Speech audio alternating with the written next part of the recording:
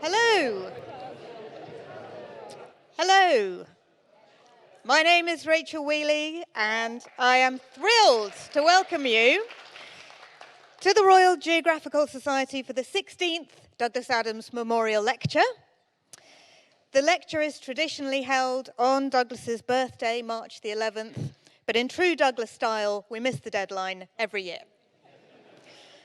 I want to extend a huge and warm welcome to everybody watching online this evening, as well as everyone in the room and anybody on other planets. So to all Earthlings, Magrathians, Vogons, small furry creatures from Alpha Centauri, hello and welcome. I'm excited that we're going to be hearing from top physicist Jim Al-Khalili in the first half this evening, and then after the interval, from Douglas's friend and the man he wrote The Meaning of Liff with, John Lloyd. And there will be a chance to ask both speakers questions later this evening. But first of all, I would like to introduce Jon Taylor, Managing Director of Save the Rhino International. Douglas was a lifelong environmentalist and animal lover, becoming a founding patron of Save the Rhino in 1994, climbing Mount Kilimanjaro in a rhino suit to raise money for the charity. So please welcome Jon Taylor.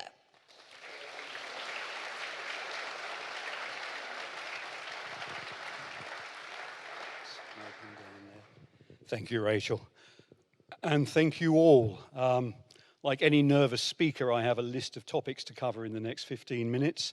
And the first two are very easy because it says welcome and thanks.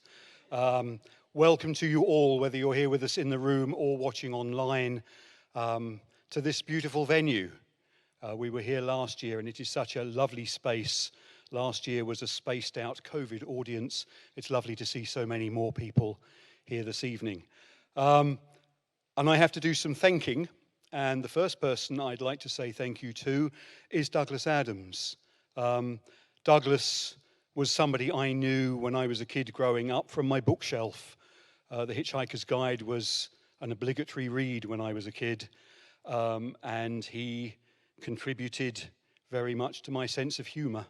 It was only much later that I found out that he also shared my love for nature and for wild things and for the natural world, and did so much marvelous work for conservation. And as Rachel just said, he helped set up our charity in the early 90s. Tragically, obviously, Douglas left us too long ago.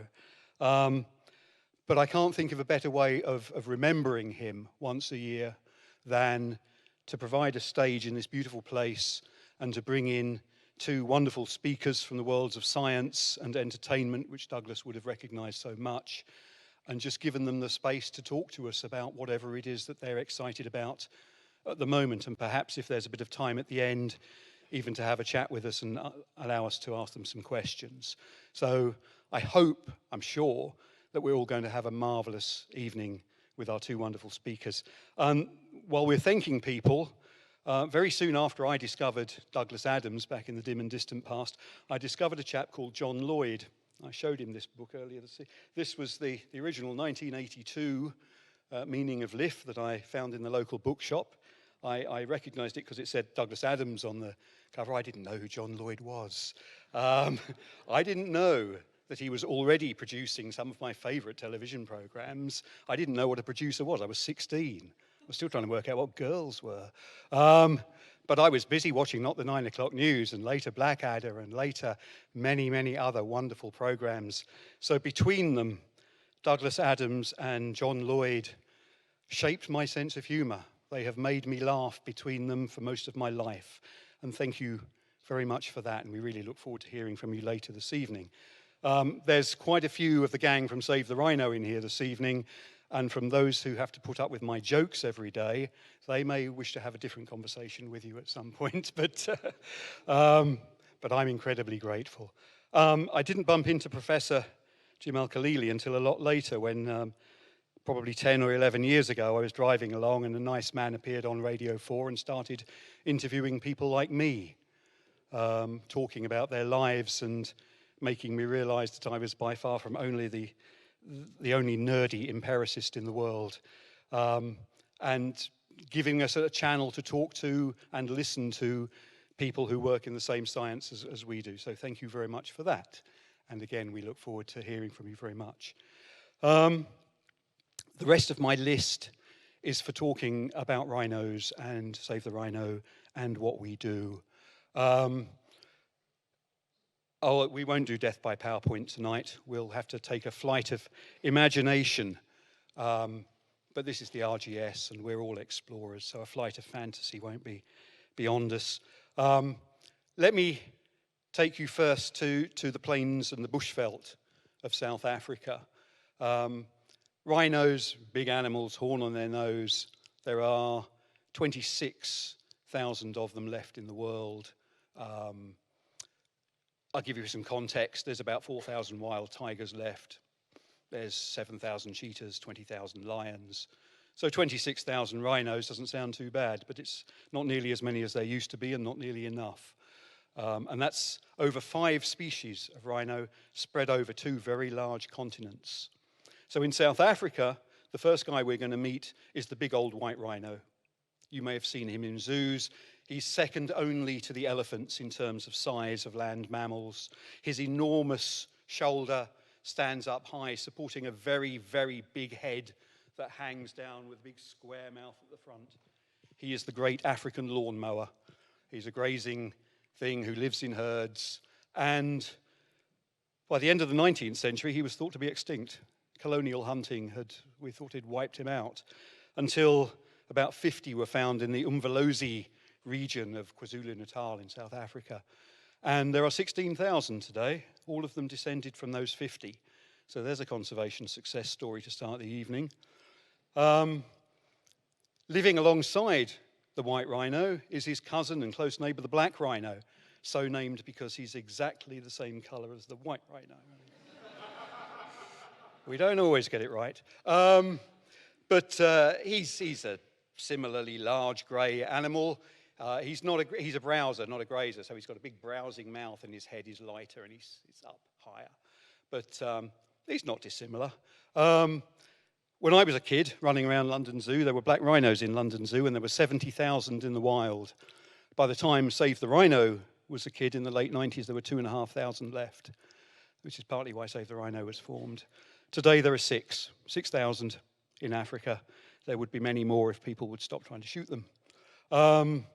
And then, if we're winging our way on our flight of fancy around the world, let's cross the Indian Ocean to the foothills of the Himalayas and the great river plains of northern India, where the greater one-horned, or sometimes called the Indian rhino, lives, the big armor-plated chap that you will have seen in some zoos as well, perhaps. He was also nearly hunted to extinction by colonial hunters. There's probably only 200 left, and today there's 4,000. So that's 3. There's 16,000 white rhinos, there's 6,000 black rhinos, and there's 4,000 greater one-horned Indian rhinos. That's your 26,000. But John, an imaginary voice from the audience, says, I thought you said there were 5 species. There are. But the other 2, the numbers are so low, they barely show up on the global numbers. There were 2 other species of rhinos in Asia. They were both pushed south and south and south by the expansion of humans and conflict and people needing more land, until there's 2 tiny populations left in Indonesia. The Javan rhinos are the little brothers of the greater one-horn, the big Indian rhinos. They look like a smaller version of them. There's about 70 left if we're lucky. All stuck in one place in Java. And the other one is the most precious of all, I think. It's the small, brown, hairy, singing Sumatran rhino. Evolutionarily unique, descended from the woolly rhinos that aren't here anymore. If we're lucky, there's 50 of them left, maybe even a few more than that. The lowest estimate we've seen is 34. They really are, that's the intensive care unit for rhinos and where we're working incredibly hard. So what do we do? What are we doing about all of this? Well, when Save the Rhino was formed in the early 90s, most of what we did was anti-poaching in Africa. if 28 years on, the world has changed enormously, and we did a big a fundraising appeal before Christmas, as we do every year, and guess what it was focused on? It's anti-poaching in Africa. It still goes on. It's as big as it ever was, and there was a huge surge of poaching in KwaZulu-Natal last year, and many people were very generous, and we managed to send quite a lot of money out to the guys out there who are trying to stop it. So it goes on, and we work with law enforcement agencies and many, many wonderful partners and brave men and women who are out on the front line every day trying to keep rhinos and elephants and other wonderful animals safe from people who want to shoot them. So that world goes on. But in a way, although it's incredibly difficult, that's the more tangible bit. Because although it's incredibly difficult, it's not rocket science. If you look at the drugs trade or the illegal arms trade or any of these big international trades, the skills you need are somewhat interchangeable. We can learn from other people. In Asia, what we're up against is just humans, just ordinary people trying to feed their kids and live a good life and be at peace and be happy, and there are so many of them. And you can write an essay on how you try and stop poachers, but how you try and stop the spread of humanity is even more challenging. But we work with incredible people who live in Indonesia and live in India, and they try and remove alien species, and they expand habitats and connect habitats. And in Sumatra, we're supporting the Indonesian government who've set up a breeding center for the rhinos, the Sumatran rhinos, and we're bringing them all in from the forests when we can find them, because there aren't many left, and there's 8, I think, in the breeding center at the moment, and a baby appeared last year, which was wonderful news. So this is what we do. Sometimes it's population by population. Sometimes it's one rhino at a time, but we try and look after them. And the world has changed, because now, in addition to the same old problems that were there before, you can throw in climate change. News this morning that we're likely to hit 1.5 degrees in the next 5 years, I gather. Heaven help us. And we operate now in the context of a global biodiversity crisis, where I think 1 million species are facing an imminent threat of extinction. So we're part of a much, much bigger picture. And we learn very quickly that it's all connected, that the animals and their big habitats and the biosphere generally and the atmosphere and all the other spheres are all connected together. And if you look after them, then if you look after one, then that helps reinforce the others and build resilience and stability. So one of the things we've been doing the last couple of years is asking ourselves, what is the value of a rhino to us? And it turns out that there are so many that not only do we love these big magnificent animals, but their habitats are marvelous and beautiful, but they also contribute to healthy ecosystems, and they keep us safe. And if the ecosystems are safe, then they help mitigate climate change. And for any number of reasons, looking after rhinos is really looking after ourselves, heart and soul, and possibly our posteriors as well. I've got 2 minutes left. Note of optimism. We will get this right. We will. The path of human development is generally in an upward direction. This is still, if you had to pick a time in history to be born and you didn't know where or when you were going to be born, or where you're going to be born, you'd still pick now. You've got more chance of surviving than ever before. So we get good at this. And in 100 years' time, we'll look back, and people will look back then and look at the unsustainable things, some of the unsustainable things that we do now, and they'll shake their heads and roll their eyes in the same way that we look back 100 or 150 years and think, what were they doing? There is hope, and a lot of these things will be saved. Our role, and all of us here, and particularly the generation that comes after, is to try and limit the damage while we learn.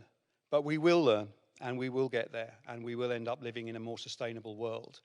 And our role is to make sure that when that happens, there are still 5 species of rhinos left there. Thank you very much. Have a lovely evening. Enjoy our 2 fantastic speakers. Thank you for coming.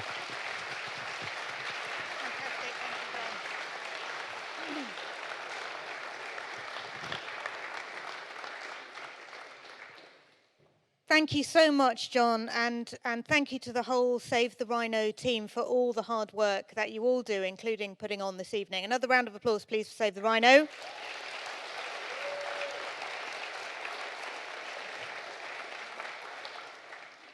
Thank you. If you feel like making a donation for the Save the Rhino cause this evening, our volunteers will be in the foyer later, and we will put a link for everybody watching online as well.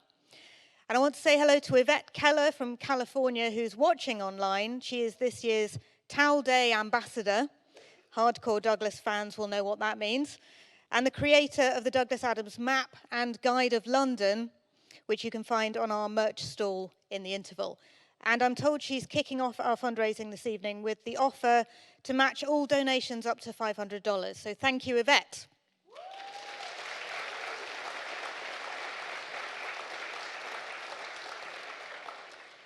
And now I'd like to introduce our first speaker, Professor Jim Al-Khalili. Professor Jim Al-Khalili is a theoretical physicist at the University of Surrey.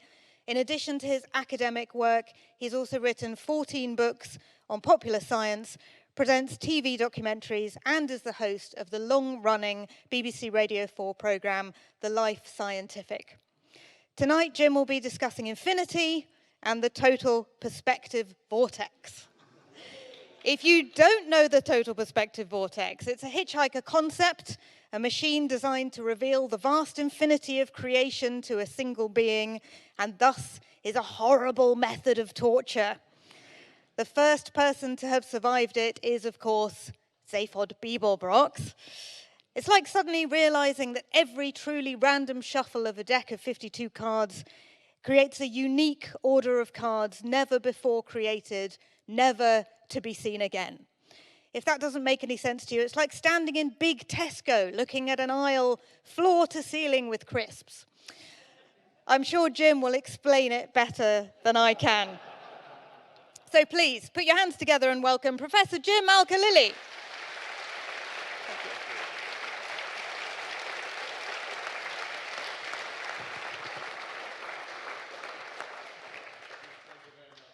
Good evening. It's a real pleasure to be here.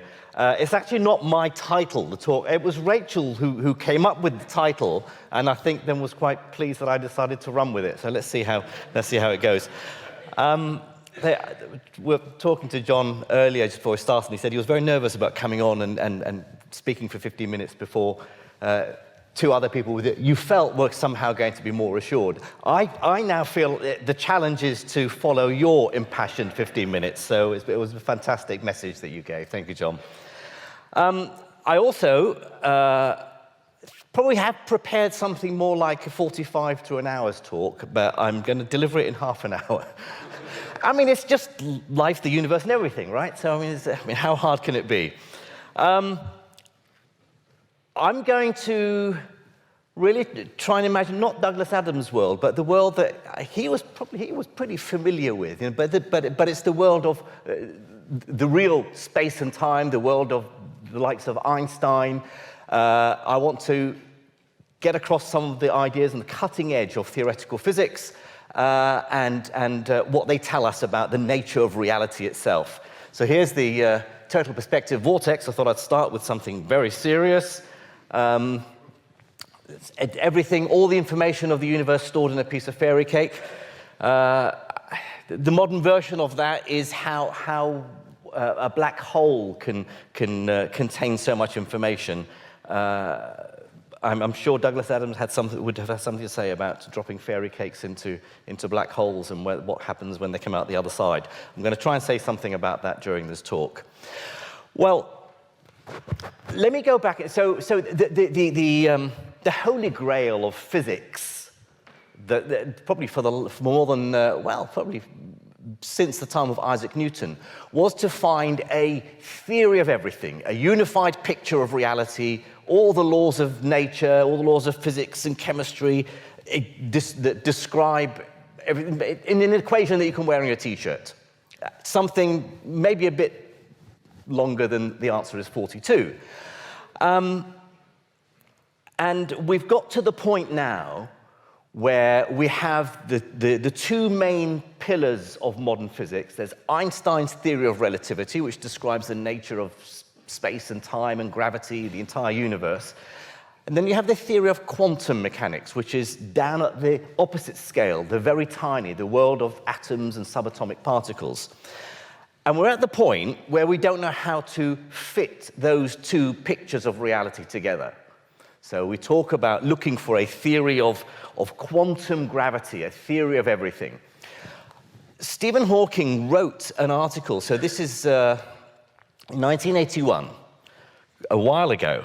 This is the year before I started university. He was talking about, he thought the end was in sight. He thought we're almost there, we almost found a theory of everything, we just got to dot some I's and cross some T's.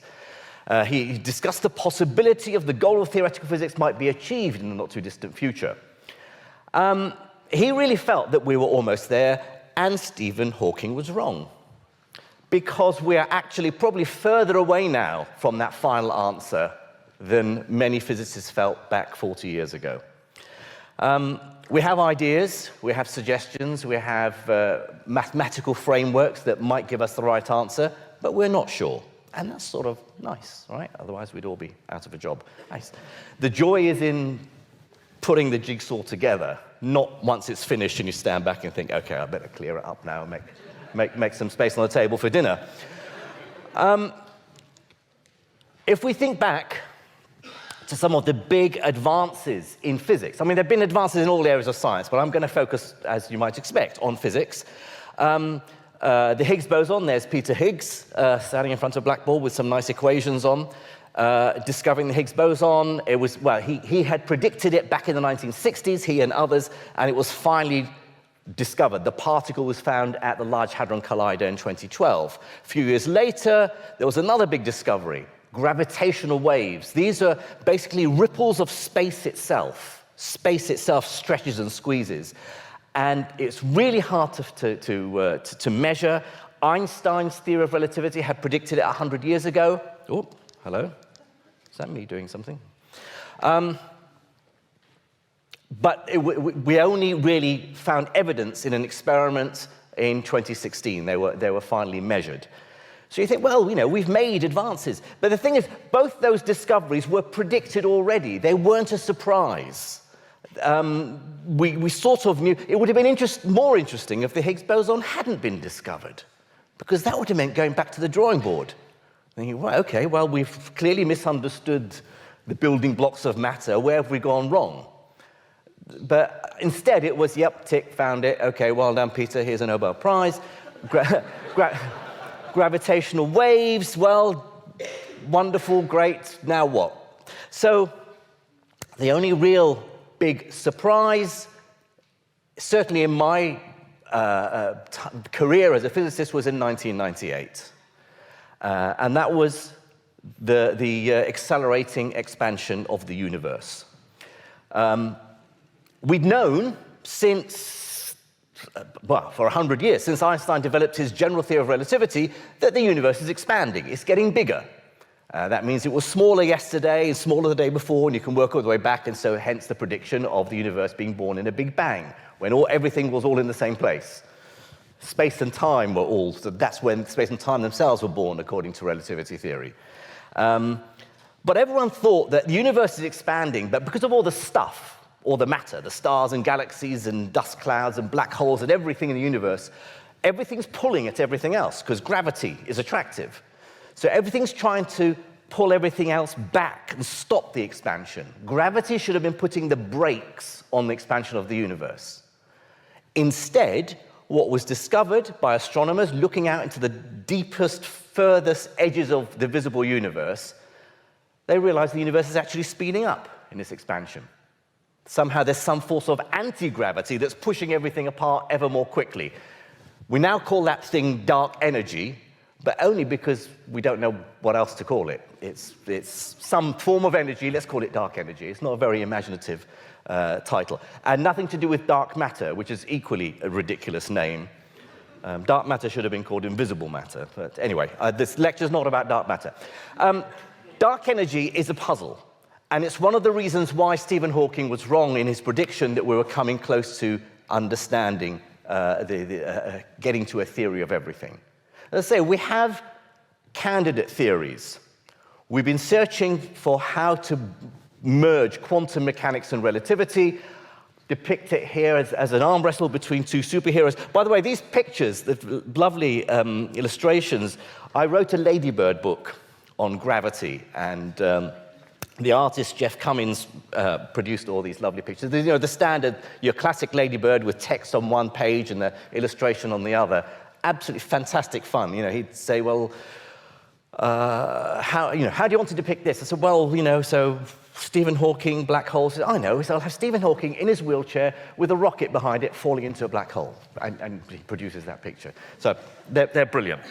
So anyway, so these two superheroes represent two rival theories for this mantle of the theory of everything, right? The final theory of quantum gravity. One of them is string theory, and the other is called loop quantum gravity.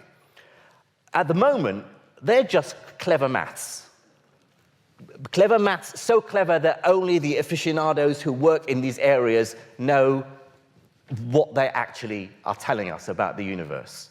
Most other physicists like me, I don't work in string theory or loop quantum gravity, so I only have a very vague idea of how to formulate the mathematics for these theories. And they may both be wrong. In fact, a lot of people, commentators, refer to things like string theory as being no better than religion. It's just it's another theology. It's another, you know, it's not science. We don't even know how to test these theories. We don't even know how to design an experiment in a lab or what to measure out in the universe that would tell us if they're right or wrong. But it's fun, and I guess lots of people earn a living out of it, so that's fine. Maybe we have to go back. Maybe, you know, take a leaf out of Douglas Adams' book and then just ask some of the basic questions of the nature of space. There's the famous Douglas Adams lecture about space being very, very big.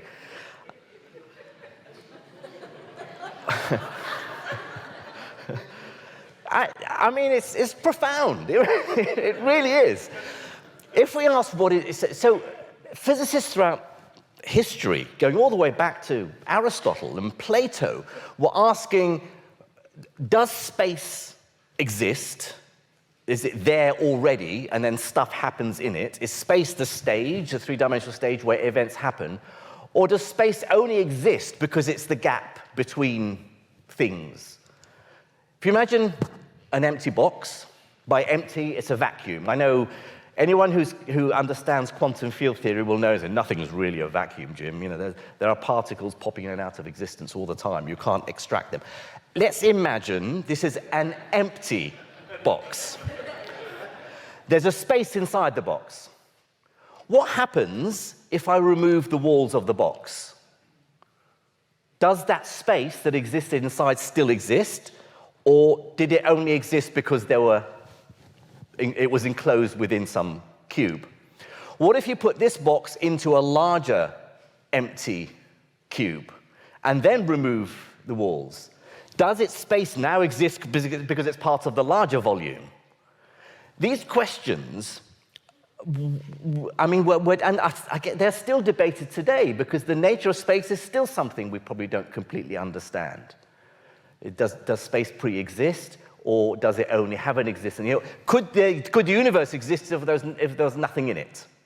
Right? It was just empty space and time ticking by. Well, we have a better picture now because we have Einstein to thank. Einstein wrote a book called Relativity, the Special and General Theory, back very soon after he developed his theories of relativity, but soon after he published his scientific papers. It was published in German in 1916, translated into English, and unlike many other textbooks, very often as new editions come out, the books are revised and rewritten and updated.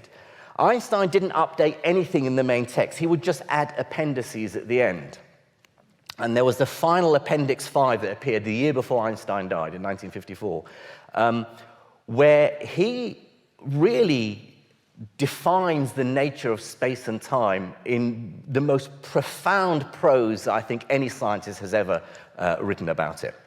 He said, if we imagine the gravitational field to be removed, there does not remain any space-time, but absolutely nothing. What he was saying is that matter, stuff, and energy creates a gravitational field. That gravitational field is space-time. Space and time are merged together, and then gravity causes space-time to curve and warp. He says space-time doesn't claim existence on its own, but only as a structural quality of the gravitational field. Absolutely profound. Most non-physicists don't know what the hell it means. But the point is, it's an example that even something about, what is space, which seems like a sort of a trivial thing, the sort of thing that Douglas Adams would write about, is something we are still grappling with. Let alone what is time. I'm working on a research project at the moment with about 15 other scientists, physicists, chemists, biologists, mathematicians, even philosophers. It's a fantastic project on the arrow of time, the direction of time. Why does tomorrow come after yesterday? You might think, well, money for old rope. Get a research grant to ask really dumb questions. Hey, they gave us the money, so I'm not complaining. There are different definitions of what time is, according to which theory of physics we look at. So relativity, Einstein's theory, says that time is part of space-time. It's a dimension. It's the fourth dimension, right? So, a dimension is like, draw a graph with x and y axes. Well, imagine drawing x, y, and z, so that's like 3 lines all at right angles to each other, and then have another line that's at right angles to all those 3. Well, we can't. We couldn't possibly do that. Don't even try imagining it, because that's in the fourth dimension, and our brains are only 3-dimensional. But for relativity theory, time is literally this. It's a dimension. It's like a dimension of length, width, and height, but in a direction that we can't imagine. Quantum mechanics says, no, time is just a number that you plug into your equations of quantum mechanics. What is the atom doing now at this t equals whatever, 2003, the time, I'm looking at a clock here. And you crank the handle, the equation, you can work out what that atom is doing at a later time. You could crank the handle back and work out what the atom was doing at an earlier time. So time is just a number, a parameter that appears in the equations. Then you have thermodynamics. So this is the theory of heat and work and energy and the stuff that happens in our everyday world. It's sort of halfway in between Einstein's theory of the universe and the quantum theory of the atom. It's in the middle in terms of scale. And it says time has an arrow. Time moves in one direction. It doesn't move backwards. Right? Things become more disordered. The milk stirs into your coffee and doesn't unstir. You take a pack of cards that's all ordered and you shuffle it, it becomes disordered. You don't shuffle a disordered pack to turn it into an ordered pack. Time doesn't run that way. But relativity and quantum mechanics don't have a direction to time at all. And so, until we can reconcile these ideas of time, we have to admit we don't know what time is. Einstein himself, even though he was the father of relativity, he reckons thermodynamics was the true theory that would never be overthrown. So Stephen Hawking was a long way from what we now believe is the end of understanding what the nature of the universe is. Questions like, what was there before the Big Bang? I'm just preempting the questions from the audience in case you had them in your mind. Just get them out of the way now, because I know they're coming. You see, Einstein would say, well, the Big Bang was the birth of space and time. It was a moment, what's called the singularity. Stephen Hawking, one of his great contributions to physics, was to say, no, that because space at time is like another dimension of space, it's meaningless to say what was before the Big Bang. It's like walking to the South Pole, and when you get to the South Pole, you're told to keep walking south. It doesn't mean anything, right? Every step you take from the South Pole will take you back north again. Whichever direction you take that step, you're heading north. There is nothing south of the South Pole, and there is no time before the Big Bang. I don't know if that convinces you or not, but that's, at the moment, that's the best we can do. Another one is something called inflation theory. So in astronomy and cosmology, there's the idea that the universe we see today couldn't have just started from the Big Bang and the universe expanding the way we see it expanding now. There must have been a very short period just after the Big Bang when the universe expanded very, very quickly, what's called inflation. And the current ideas are, well, maybe it wasn't the Big Bang happened and then the universe started inflating and then slowed down to the sort of sedate expansion we see today, albeit speeding back up again. Maybe the universe is one of many universes, all embedded within the multiverse, which is always inflating, and then our universe is a bubble that appears in it. So a lot of these ideas are closer almost to science fiction than they are to grounded to sort of everyday world. This sort of science, this sort of research is very far removed from the sort of, go and do an experiment in a lab and measure something and work out graphs and error bars and so on. A lot of it is, say, almost like a theology. And Douglas had something to say about that as well. Now, where do I want to go? So, okay, good, okay, I remember now what I was going to say. I may have to whiz through because I don't want to overrun. I guess I've got about 10 minutes to go. Will maybe 10 minutes be about right? Good, okay. So here's a really neat theory that may or may not be right, but it's just, I enjoy it, it's cool. E equals mc squared, regarded as the most famous equation in physics. Actually, it's quite boring. It doesn't really tell you anything, energy, mass, speed of light.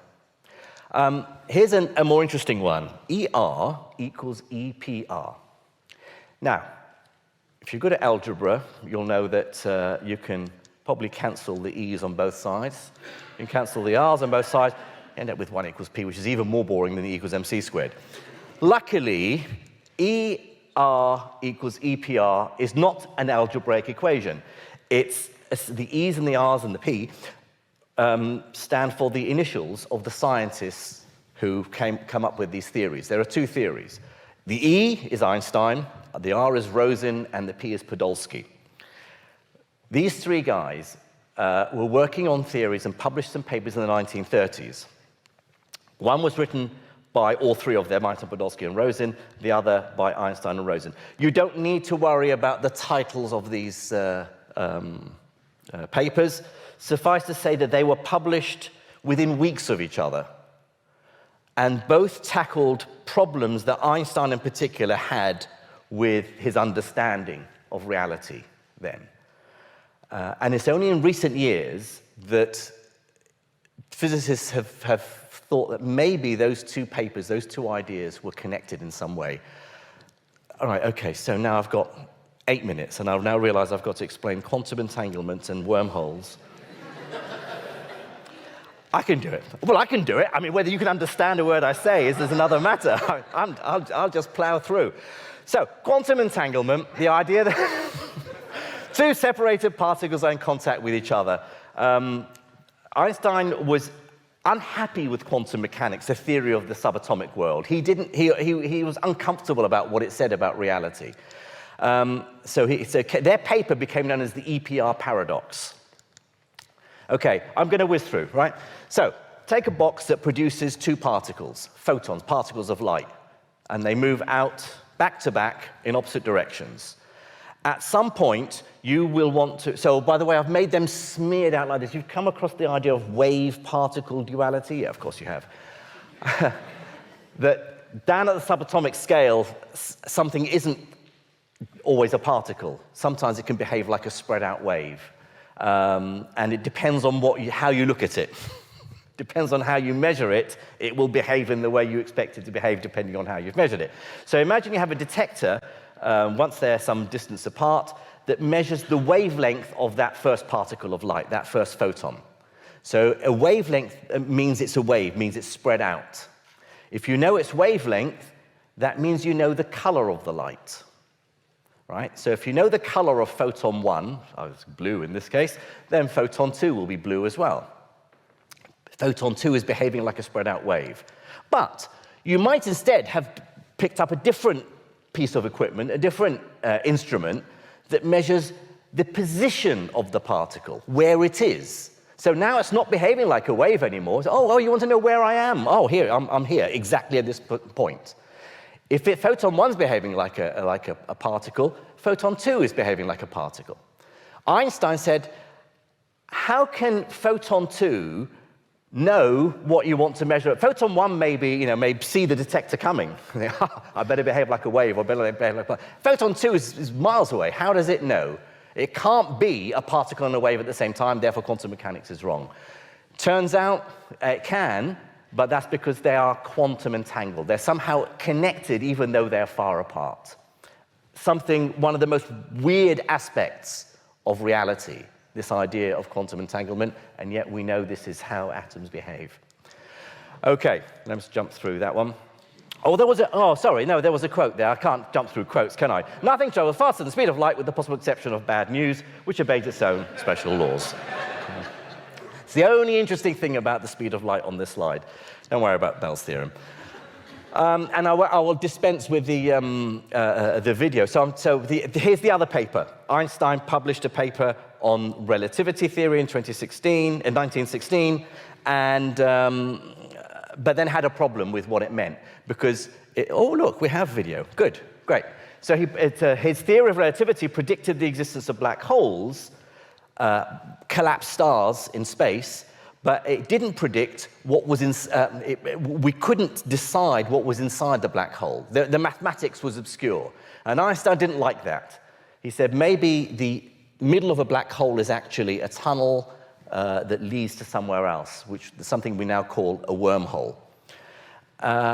And again, it was because he was unhappy with the mathematical predictions of his own theory, that he had to mess with the maths to try and explain what the inside of a black hole was like. Well, what is a wormhole? Well, it's a shortcut in space. So imagine you've got two galaxies, A and B. You'd think the shortest distance between them is a straight line, but actually if you fold space over, as obviously we can do, and then the distance is much shorter, and so that gives you a way of getting across vast distances in a shorter time. This became known as the Einstein-Rosen bridge. So this is the ER of that equation that I've equated to EPR. The Einstein-Rosen bridge has since been used by science fiction. Carl Sagan wrote his book Contact based on the wormhole. There have been all sorts of movies. Interstellar is one of my favorite sci-fi movies. Not because I fancy Matthew McConaughey, but he's all right. But because the science in Interstellar is all correct. If you've seen the film, there's a bit towards the end where Matthew McConaughey, who travels away into space, when he comes back, he's floating in a different dimension behind his daughter's bookcase, and he orbits a black hole, and gravity is so strong it slows time down, and so when he comes back to Earth, his young daughter's now an old lady. You think, complete nonsense. Actually, it's all correct. And the reason it's all correct is because one of the producers on that film was a guy called Kip Thorne, who was a Nobel Prize-winning physicist. Kip Thorne was the person who helped Carl Sagan write his book Contact. He was also one of the Nobel Prize winners for the discovery of gravitational waves that I mentioned earlier. So anyway, I want to end by saying that two physicists, Susskind and Maldacena, decided that maybe those two papers in the 1930s that Einstein was worried about, he was worried about quantum entanglement, and the other he was worried about what's inside a black hole, maybe they're connected. Take a wormhole. These are the two, what's called the mouths of the wormhole that you enter here. So what you're seeing on the left is what the universe looks like out of the other end, and vice versa. Where is the throat, the tunnel? Well, it's not in our space. It's not in our dimensions. We can't see it. Well, we can if we do a clever trick, which is to make space flat. So you just flatten our 3 dimensions and make it a sheet, 2 dimensions, put a grid on it, always makes it look more sciencey. No other reason. And then there's your wormhole in between. What Susskind and Maldacena said, we don't know if wormholes exist or not, but they could explain how particles are quantum entangled. What if two particles, two atoms in this case, are only able to communicate with each other across vast distances if they're joined by a quantum wormhole? No one knows if this is the correct theory of quantum entanglement, but it does actually get both birds with one stone. It would be nice if it was true, but it's that sort of fun idea about the nature of reality that I think Douglas Adams would have written about. Other ideas, so here's another, I like this, I'm going to show this picture because Jeff Cummins drew me blowing bubbles in the multiverse. Ideas of whether our universe is the only one, we still don't understand. We still, it may be that this is the only reality, but our current best ideas in theoretical physics suggest that the reason why we're here asking the question, how come our universe is so perfect for us, is because we're the lottery winners. There are maybe an infinite number of universes. Most of them wouldn't have life. Most of them wouldn't have stars and planets because maybe the equations of physics were different. Maybe the force of gravity was a bit too weak for stars to form. Maybe the electric attraction between electrons and atomic nuclei are so strong that atoms could never form. We happen to be in the universe that's the Goldilocks universe, just right. It's just right for us to exist in. But that would require lots of other universes that we could never be in contact with. How seriously do we take these ideas? Well, some physicists do take them very seriously. Others argue that it's not really part of what we call the scientific method because we don't have a way of testing them. Douglas Adams says there's a theory which states that if ever anyone discovers exactly what the universe is for and why it's here, it will instantly disappear and be replaced by something even more bizarre and inexplicable. There's another theory which states that this has already happened. Thank you very much.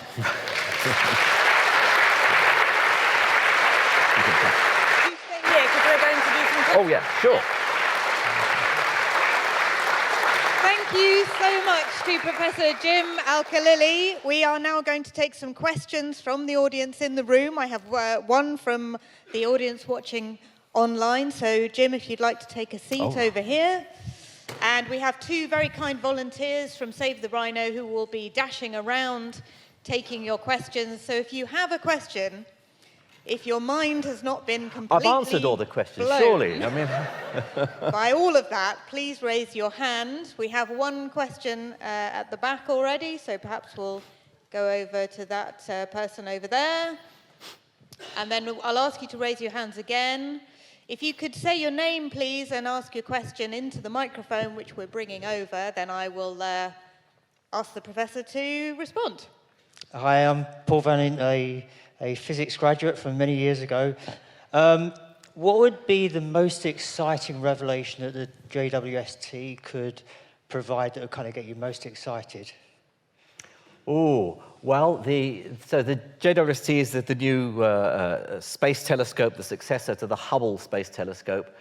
Well, I think without doubt the most exciting thing it could detect would be signs of life elsewhere on other planets.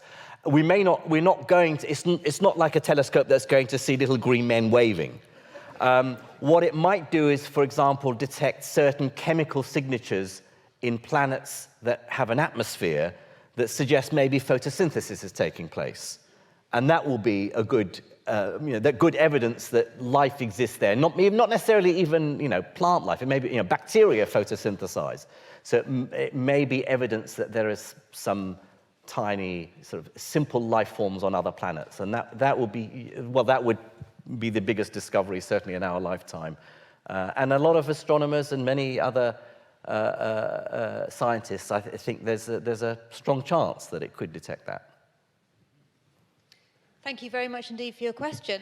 We'll go to this person in the middle, please, next. And while we're waiting for that, can I just ask what a telescope could detect that might indicate that photosynthesis was happening on another planet? Well, it will probably detect missing wavelengths in the light coming from those planets. So what happens is that if a planet passes, because planets are small by dimensions of space, but if a planet moves in front of its star and blocks some of the light from the star, I mean, that's how we discovered exoplanets, when the light from stars sort of dips for a little while because the planet's just moved in front of it for a little while. But if the light can skim through the atmosphere of that planet, then that light you might see some wavelengths missing, because those are the wavelengths most likely to get absorbed by any photosynthesizing organism, right? So, I mean, is it red light? I'm sure. I'm sorry, I'm not a biochemist. So, but certainly some parts of the spectrum, the electromagnetic spectrum, will be missing if they're the bits of the spectrum that are being absorbed by photosynthesizing organisms.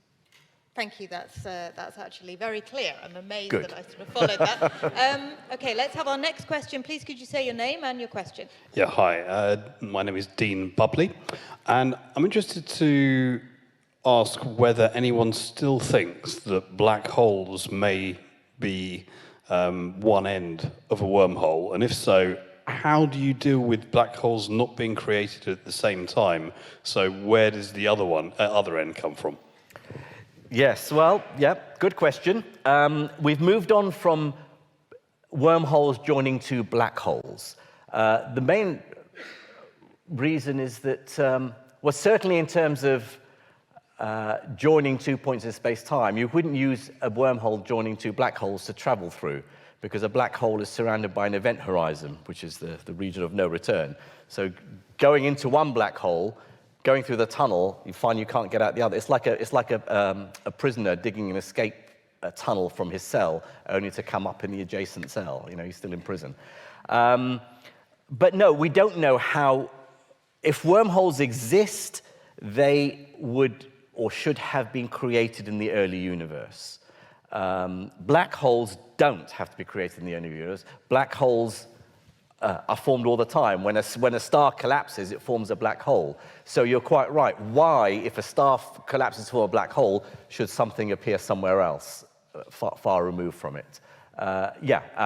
In theory, wormholes could exist, but we have no empirical evidence that they are real things, unfortunately. Let's have this person on the second row, please. And I'm Xavier, and with the rate of advancement of AI and quantum computers being nearly usable computers, will they help with proving some of these theories you've talked about? Quantum computers, when they come, and they no doubt will come, I think are going to be, as far as we can tell now, most useful in understanding quantum phenomena. So they'll be used in areas like chemistry, or nuclear physics, or condensed matter physics, where the equations and the math is so complicated, it's so hard, a quantum computer can simulate a quantum process more honestly than what we call a classical computer can simulate it. Whether they'll be able to answer questions like the stuff in cosmology is a different matter. But AI, well, that's something different. AI, one of the researchers in AI, a guy called Demis Hassabis, who is the CEO of Google DeepMind, his view is that some of the problems in science are so hard to solve that our really sort of limited brain power is never going to be able to solve them, and we need the help of AI. And AI may well turn out to be, just like a pocket calculator can multiply 2 long numbers together much more easily than we can do in our heads or on paper, AI will be able to understand some of these mysteries that we've been grappling with much more easily than us. Who knows? So ChatGPT is only the beginning. Let's have a question from the front row, please. Is this on? No, Yeah. no. Thank you for this wonderful talk. I'm just wondering, is there any branch of physics that's looking into what the universe is actually expanding into? Because we're always told the universe is expanding, and obviously I think most of us think of things being within something else. Yeah, I mean, I think that's a really difficult concept for non-physicists or people who haven't spent many years thinking about this. The universe isn't expanding into anything, because whatever thing is out there is still part of the universe. The universe is all of space, and the space between bits of it is stretching. So the usual example is that if the universe were like the surface of a balloon that's expanding, the analogy breaks down because you say, well, the balloon is getting bigger, but it's getting bigger within the room. But imagine the surface of the balloon was all there was. It's growing in the sense that everything's getting further apart from everything else, but there's no new territory that it's expanding into.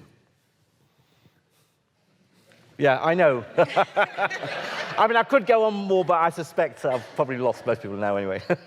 We will have lots more questions, so we'll move on. There's a question over there, I think. Thank you, Nell.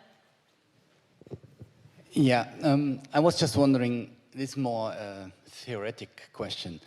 Can you imagine what Einstein would have made if he had the tools of today? Like, is he really, I mean, I assume he was super genius, but if he had today's tools, can you imagine? Very difficult. I mean, of course, Einstein famously, he had two theories of relativity, special relativity in 1905 and general relativity 10 years later. Special relativities, the maths is quite straightforward. I teach it to our first-year undergraduates. General relativity is harder. In fact, Einstein himself had to learn the mathematics to develop general relativity, something called tensor calculus, because it's tough. But what Einstein had that other physicists didn't have was this. He could visualize processes, what we call thought experiments, Gedankens. And you know, he could imagine what happens if, you know, the clock on board the train and it's moving very fast, or I'm in a lift and the rope breaks and I'm falling and in free fall, and what happens if I drop a stone? Well, it will float alongside me because of... So he could imagine and then connect that picture of what happens to the mathematics. Today, we have computer models that can produce simulations far more sophisticated than anything people could imagine 100 years ago. It's difficult to know whether Einstein would have had the right skills to use the technology of today. I think someone of Einstein's genius, or for that matter, even Isaac Newton, hundreds of years earlier, they would have been geniuses whenever they were born. They would have made contributions. Thank you. I'm just looking around the room now. Okay, I think we'll get microphones to the people with their hands up there, but I just want to ask a question that's come in from people watching online. Good, there's people watching, excellent. There are. Grammar. The question is, perhaps linked to what you've just been talking about. My 6-year-old is interested in becoming a scientist. What advice would you give a budding scientist in 2023? Well, a 6-year-old, that's a tough one. Stay curious, I think. I mean, we don't have all the answers. You know, somehow there's this notion that the science that we learn at school is facts that are all neatly packaged. That, you know, this is the way the world is. Here are all the answers. Learn them. It's much more important, certainly, in all subjects, but I think it's particularly true in science, that it's more important to learn how to think, not what to think. How to learn, how to question, how to be curious, how to know, you know, what is worth spending time on and thinking about. I guess that doesn't just apply to children, it applies to adults as well. Rather than, you know, what facts are out there. I always say that science isn't a collection of facts about the world.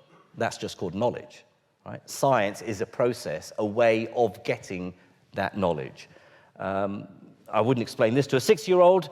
I would just say, stay curious. 6-year-olds ask questions all the time.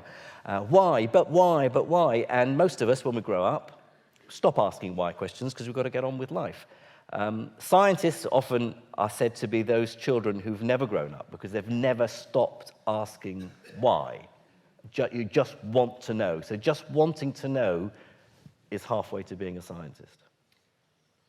And how many times can you respond to a child asking why repeatedly before you get to the creation of the universe. Well, so you'd think that someone like me with my children when they were growing up, you know, I'd be very patient and I'd take them out and I'd show them the stars. No, go away.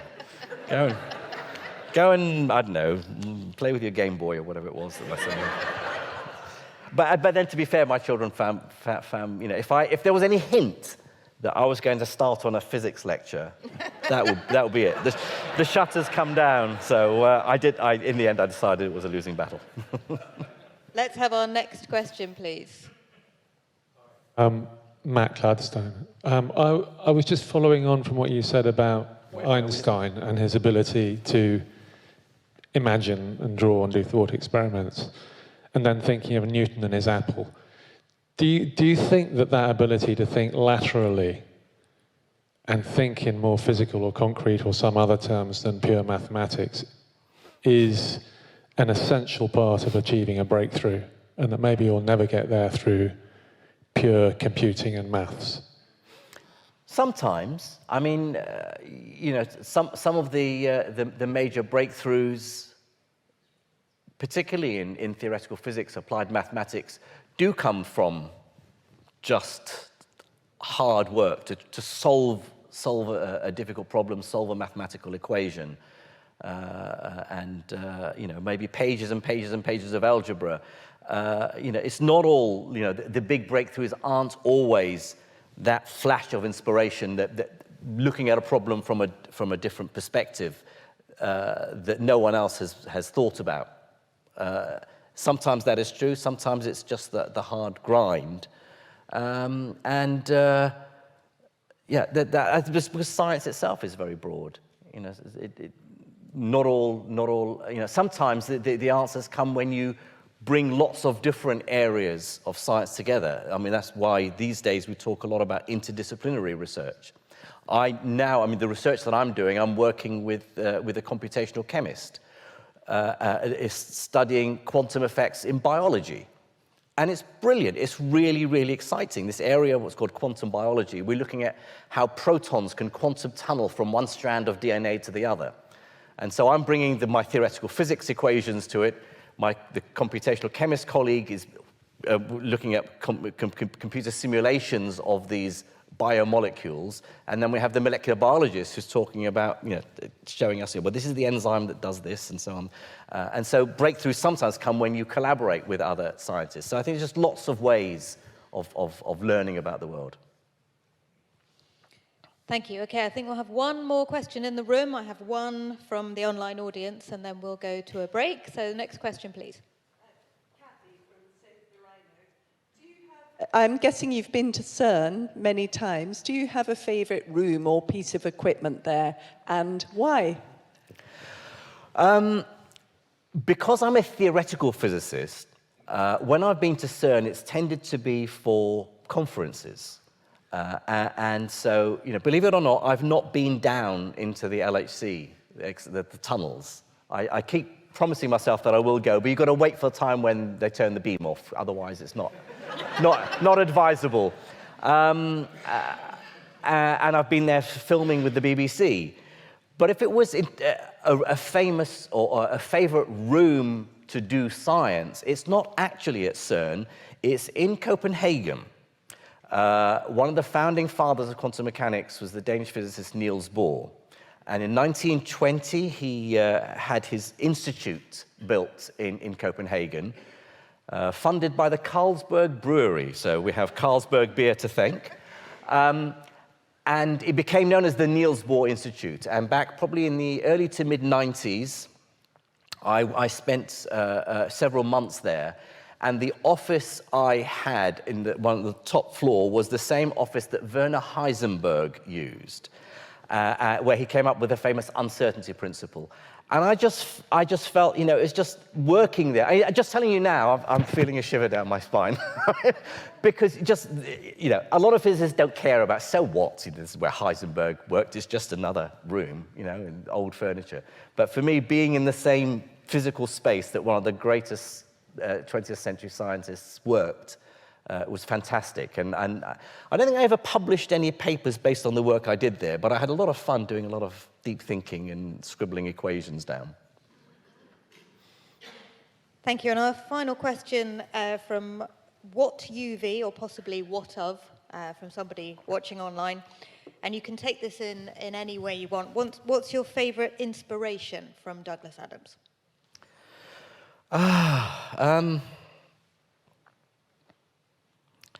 Well, I mean, it's not the quotes. I mean, the quotes are amusing. I think they're funny. It's just the enormity of some of the complexity and of some of the concepts that we deal with in theoretical physics. When someone like me, you know, I'm a practicing physicist, but I also try to communicate these ideas. It's the lightness of touch that dealing with saying something very, very profound, and yet saying it in such a throwaway, phrase that, you know, you say space is very, very big, and people laugh, and yet behind that is a really profound, difficult concept. To turn it into something that we can laugh about, I think, just makes us feel more comfortable with the immensity of some of these questions. So it's not so much a favorite passage or favorite book or favorite quote, but just his ability to not trivialize, but to humanize some of these abstract ideas. Well, I think we could ask questions into the early hours of the morning, but thank you so much, Professor, for coming and delivering My the Douglas pleasure. Adams Memorial Lecture. We really, really appreciate it. Thank you. Thank you very much. Thank you. Thank you very much. Thank you. Thank you.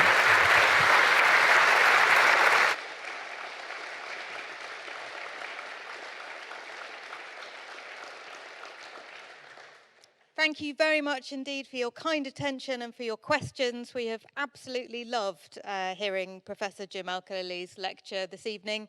We're going to take a short break now, so please go to the bar and do anything you need to do for the next 15 minutes. And then that will be us coming back at just about 5 to 9, and then we will hear our second speaker, John Lloyd. So thank you very much indeed.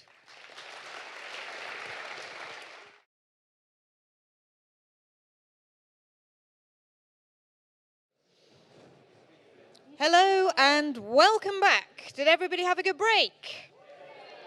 Anybody discover the secret wormhole to the bar just up there at the top of the stairs? Good, good.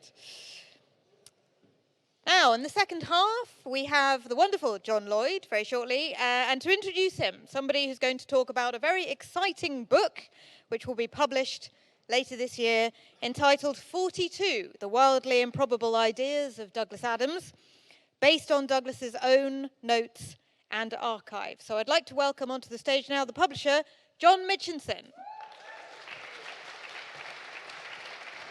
Thank you, Suzanne. Yeah, I'm definitely the wormhole here this evening, connecting the Al-Khalili universe with the Lloyd universe, the Lloyd metaverse, I might even call it. It's a great pleasure to be here. We are publishing Unbound, the publishing company that I founded 12 years ago.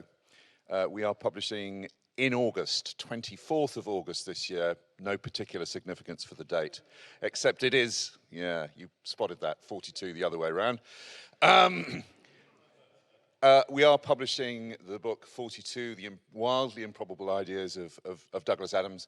It is based on the archive in St. John's College, Cambridge, of 60 boxes, which you might call the sort of papery trail of Douglas's life. And the very excellent Kevin John Davis, who's here at the back. Kevin, woo! Filmmaker, animator, collaborator with Douglas from a very young age. Those of you who remember, as I do, both the radio show and the first TV show, those animations Kevin worked on. But Kevin has gone through these 60 boxes. He has gone and found stuff and pulled it out and turned it into I think, a really remarkable anthology of stuff that Douglas produced, from schoolboy poems to student essays. In fact, one of the revelations I think you'll find in the book is that although Douglas always said he didn't work very hard at university, he actually worked very hard indeed and wrote quite long and quite good essays. They're in there. There are scripts, there are manuscripts, there are speeches to tech conferences, there are letters to and from fans. There is a whole kind of universe, papery universe of Douglas's sort of inner world. And I would think there's also a lot of very bad typing, a lot of very badly scrawled handwriting, most of which we've managed to transcribe as accurately as we can. But it's probably as close as we'll get to that extraordinary, exciting feeling of standing next to somebody while they're writing, in some cases, notes to himself, encouraging himself to write more quickly and more on time, or just post-it notes left on a hotel notepad to his publisher, Sonny Mater, saying, I've gone to the park, I can't do any more, I need to think things through. It's a very intimate book, but it's also a very funny book. And we're very thrilled that we, with the incredible support of Douglas's estate, his family, essentially, and the people at Curtis Brown, that we've been able to bring it to the wider audience. So how do you get hold of it? You can pre-order it now from all good booksellers. You can go on to unbound.com and pre-order it there. Or if you're here this evening, and I'm aware that there are other people who aren't here this evening, you can go into the bar. There is a large poster in the bar with a QR code. You can get onto it there. If you do pre-order, you're also able to donate. As you check out, you're able to donate. And all the donations that are made this evening using the QR code will go to Save the Rhino. So if you're minded, if you haven't already pre-ordered, please do it now and do give some to this excellent charity, the reason that we're all here together. On one page, I think, and a kind of one of the drafts of Life, the Universe and Everything, there is a sentence that Douglas writes about the world, he says, is too magical a place for it to be constrained by our own conceptions of it. It's a lovely Douglas, not such a funny line, but a really wise and profound line. And when I read that line, I thought, that is, if I was going to describe the next speaker, that's the thought that this next speaker kind of impressed on me. He impressed it on me at a 5-hour, what we can only describe as a lunch, although I'm not, ladies and gentlemen, I am not a Jeffers. I'm not somebody who believes that business lunches will ever come to anything. No, that's not me. But in fact, this case, this business lunch did end up coming to something. John had already mapped out, in an Al-Khalili kind of way, an extraordinary universe of interestingness that became the TV show that you know, and many other things besides QI. Obviously, John was already an incredibly famous producer. He'd started in the BBC. He will talk, I'm sure, about working with Douglas on the first series of Hitchhiker, but he also produced, quote unquote, the news headlines, an extraordinary range of To the Manor Born. Didn't know that, but that was, and also the things that I guess he's best known for, which are Not the 9 O'Clock News, going into Blackadder, going into Spitting Image, and then where I came into the picture, QI. We had a long lunch. He explained to me that despite years of watching, he asked me a very simple question. He said, how many vaginas do you think a kangaroo has? Trick question. I mean, wormholes, we're not sure. I said 1 because that seemed to be the sensible. No, he said, how many hours of natural history documentaries have you watched? And yet no one, not even the great Sir David Attenborough himself, has told you the truth, which is they have 3 vaginas. From that moment, I was hooked, and I went home and told my wife that I was not going to take the well-paid publishing job I'd just been offered. I was going to do, and she said, well, what? You'll just sit around talking to Lloydie all day. I said, that is indeed what I will do. And I am still doing it. There is no one in the world who I have Plymouthed more than John Lloyd. When I was a kid and I was looking at bookshelves and I was looking out for the next Douglas Adams, I remember seeing The Meaning of Liff, thinking, wow, imagine if your name ended up being a co-author with Douglas Adams. I am not a co-author with Douglas Adams, but I am a co-author of at least 10 books with, with Douglas Adams' co-author, John Lloyd. I could not be happier to be here this evening to introduce him. John, take it away.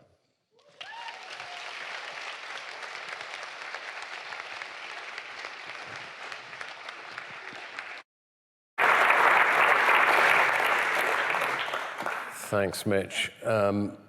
Talking of job offers, I had this brilliant story the other day about a guy who goes for a job interview.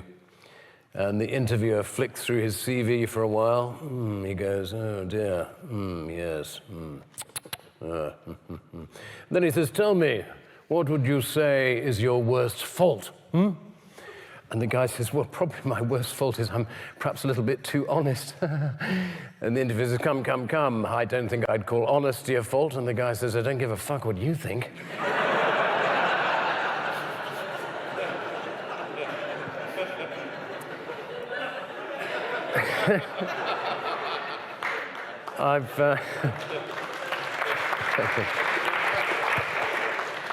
I've done a fair few formal interview boards in my time at the BBC, but oddly enough, I've never passed one.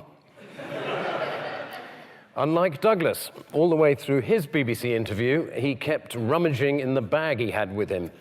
And they gave him the job, apparently, because he obviously had somewhere much more important to go. Whereas, in fact, he was just trying to remember where he'd put the sandwich he'd brought for lunch. Douglas was famously forgetful. He once badly injured his leg because he forgot to bring it inside the car before slamming the door. That was 40 years ago this year, out in Malibu. We were out there writing a book. This book, in fact, is called The Meaning of Liff, which John referred to a couple of times earlier. And for those of you who don't know it, it's a very simple idea. It's a dictionary of things there should be words for, but aren't. And all the words themselves are recycled place names, okay? So, for example, Kettering is the marks left on your bottom and thighs after sitting sunbathing on a wickerwork chair. Oh. Woking, something Douglas was very good at. Woking is standing in the kitchen wondering what you came in here for. And folking, another word beginning with ending ing, folking's a village in Sussex, and folking is pretending not to be in when the carol singers come round. On the way here today, some of you may have been caught in a grimbister. A grimbister is a large body of cars on a motorway, all traveling at exactly the speed limit because one of them is a police car. Grimbister's a place in Orkney, as it happens, and from Orkney you can get the ferry to Scrabster. A Scrabster is one of those dogs which has it off on your leg during tea. Ockle, another place in Scotland, and Ockle is an electrical switch which appears to be off in both positions. Quite near Ockle is Lamlash, the folder on a hotel dressing table full of astoundingly dull information. And Spofforth, this is a useful word, Spofforth, Yorkshire. Spofforth is to tidy up a room before the cleaning lady arrives. If you know Essex, you'll know shoeburyness, the vaguely uncomfortable feeling you get from sitting on a seat still warm from somebody else's bottom. Or stebbing, an erection you cannot conceal because you're not wearing a jacket. You know that feeling, sir, I know. And lastly, from Australia comes Berry Willock, an unknown workmate who writes all the best on your leaving card. The Meaning of Liff was based on something Douglas's old English teacher at school used to play with the cast. What's an epping, he'd say. What do you think oundle might mean? And in 1978, Douglas and I were on holiday in Corfu together, where he was struggling to write the very first book of the Hitchhiker's Guide to the Galaxy series, and I was hanging out in the local taverna. Anyway, at about 11 o'clock in the morning, the great novelist had given up the ghost, really, and used to come down to the bar, and we'd crack open the Retsina and play this marvelous game, you know? And I think the very first one we ever came up with was an Ely. And an Ely is a useful little concept. An Ely is the first, tiniest inkling that something somewhere has gone terribly wrong. And a Wembley, by contrast, is the hideous moment of confirmation that the disaster presaged by the Ely has finally come to pass. And there's an excellent example of a Wembley in this report from The Observer. The late Geoffrey Dickens MP was attending a fete in his constituency. Wherever he went, at every stall he stopped, he was closely followed by a devoted, smiling woman of, quote, indescribable ugliness. Try as he might, he couldn't get away from her, and a few days later he received a letter from a constituent saying how much she admired him, had met him at a fete, and asking for a signed photograph. And after her name, written in brackets, was the apt description, Horseface.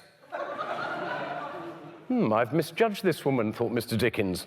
Not only is she aware of her physical repulsiveness, she turns it to her advantage.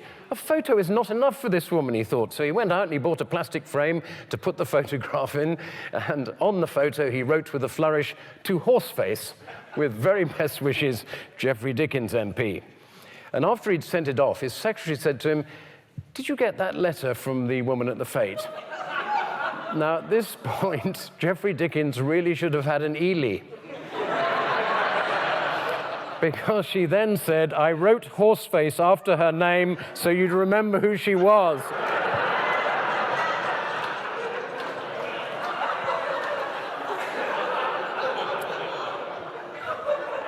I don't know why that's funny, really. Nobody comes out of it terribly well, do they? But the truth is, nobody knows why things are funny. We don't even know what laughter is or what it's for. And there's never been a really convincing theory of humor. But here's the thing, you know that bit at the beginning of St. John's Gospel, which is often read out at carol services? In the beginning was the Word, and the Word was with God, and the Word was God. Now, it's a bit strange, that, isn't it? I mean, what on earth could it possibly mean? So I wondered if, like a few other key passages in the Bible, it might be a mistranslation. So as we do at QI, I started thumbing through a few dictionaries and so on, and I discovered that the word word in that sentence is translated from the Greek, logos. And in Greek, logos doesn't just mean word, it also means thought and reason. In the beginning was the reason, and the reason was with God, and the reason was God. Now, unfortunately, it doesn't say what the reason is, but at least it's getting somewhere quite interesting, right? Now, when logos moves into Latin, the Romans pinched most of the Greeks' ideas and most of their words too. In Latin, the word logos means all of those three things, thought, word, and reason, but it also means joke. In the beginning was the joke, and the joke was with God, and the joke was God. And you know what? Ever since I found out that the universe may in fact be some sort of huge, unnecessarily ornate practical joke, I've cheered up a lot. Now, Douglas is, of course, most famous probably for his line that the answer to life, the universe, and everything is 42. It's a very funny idea that the answer is correct, but we haven't worked out yet what the question is. But what I think Douglas should be most famous for is the line with which Jim closed his talk earlier, his other much less frequently quoted cosmological hypothesis. There is a theory that if anyone ever discovers why the universe is here and what it is for, it will instantly be replaced by something even more bizarre and inexplicable. There is a second theory that this has already happened. Now, bizarrely enough, unlike 42, I happen to think, bear with me, that this is actually the case. I think it's actually true, and if I ever actually get round to writing them, that quote will form, in Douglas's honor, the epigraph, the front quote in my book of the first of my 4 volumes of long overdue science fiction novels. Now, as a young man, Douglas was inveterately inquisitive, inventive, and funny. He asked all the right questions, but you wouldn't have called him, he loved science, but you wouldn't have called him a philosopher of any kind. And as he didn't know the answers to any of the big questions, he got all the questions right, but he ended always on a joke, like on 42, for example. And my idea for a book is to complete the journey that Douglas began all those years ago and provide the answers to all his brilliant questions. To write, in fact, the books we would have written if we'd gone on working together and he hadn't died so tragically young. It's a big ask, of course, and I've been at it for 32 years now. Douglas was a baby when it came to deadlines.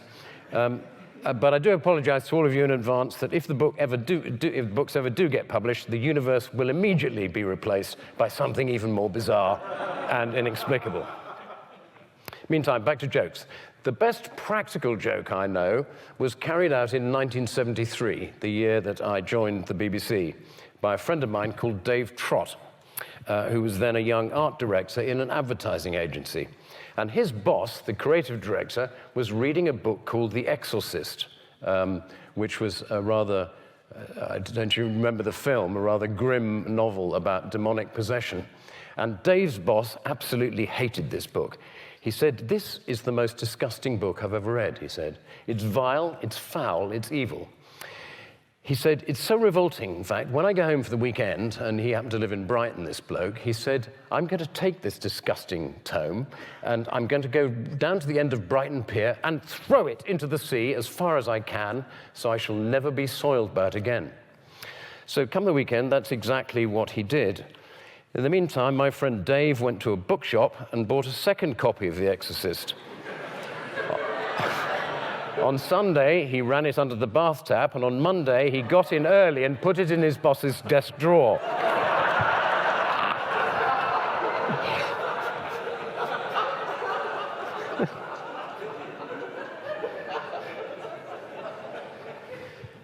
So, like Jim, I was expecting to do a long time, and I haven't got quite so much time. But the same year, I got a job as a BBC radio producer. They didn't give me a reason. There was no interview.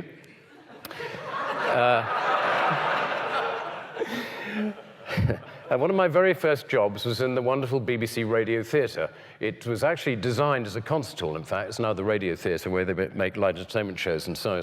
But it was originally designed as a concert hall. And it began construction in 1928, shortly after the dawn of broadcasting. And it's a wonderful building with marvelous Art Deco interiors. Really go and have a look if you're around Broadcasting House at some point. Anyway, when they completed the concert hall in 1932, they summoned the BBC's director of music for his approval. Unfortunately, no sooner had he come in than he said, "Oh dear, the door's a bit small.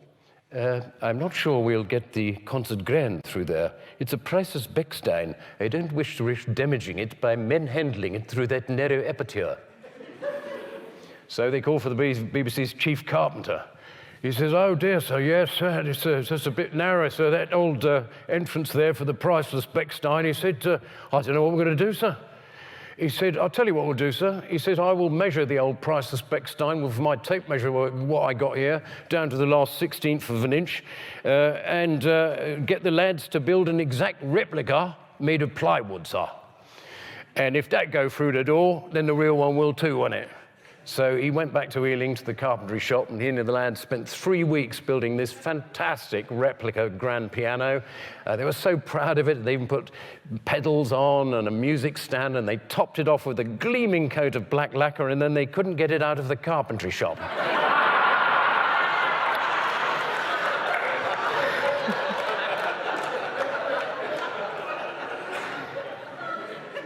Now, speaking of which, an Irish carpenter goes for a job interview, and to find out whether he knows enough, the foreman rather patronizingly asks him, "Well, no, Paddy," he says, "I've got a little test for you, son." He says, "I've got a little interview test for you, sir." He says, "Do you know the difference between a joist and a girder?" And the Irishman says, "Well, no, sir, that's a little bit on the easy side, isn't it? Yes, I think I do know that, sir. Let me think. Yeah, Goethe wrote Faust and Joyce wrote Ulysses, isn't that it?" I do love the irony there. A woman once came up to Noel Coward in New York. "Oh, gee, Sir Noel," she said, "I just love your sense of irony. Could you give me an example?" "Very nice to meet you," he said.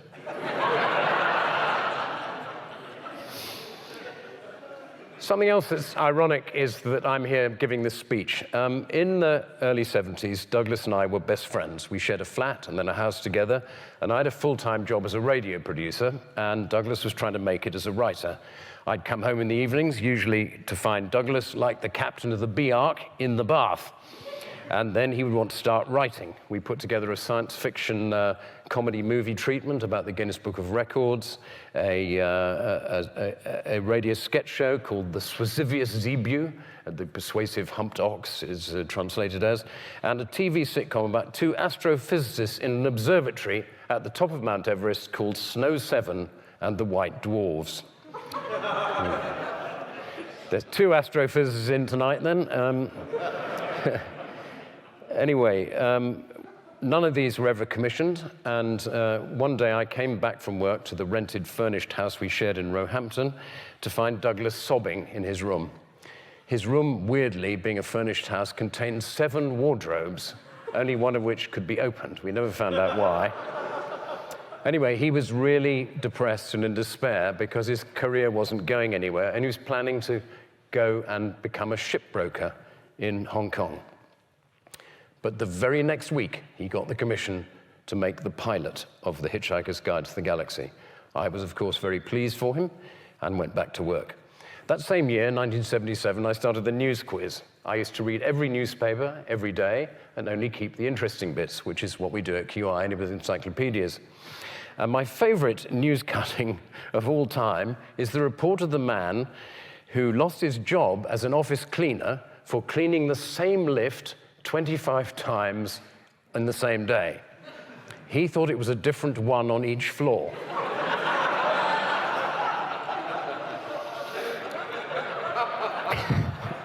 I came to absolutely love the newspapers in those days. A few years ago, the New York Times rang the British ambassador to Washington and asked what he'd like for Christmas.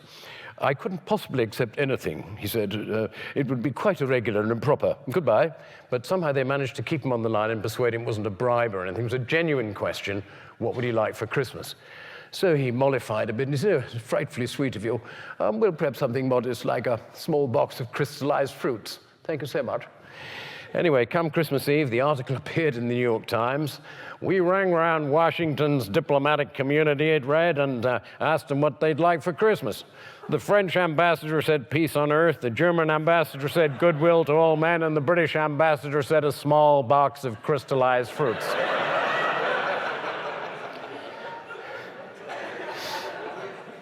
I got that story from a radio show I produced in 1978 called The Braden Beat with the great Canadian comedian Bernard Braden, some of you may remember. I got to know him because he co-starred in a pilot I'd made 2 years before with Penelope Keith. It was called To the Manor Born, as John mentioned. And it was so good that Penny took it straight to television with the tape under her arm, but without me and without Bernie.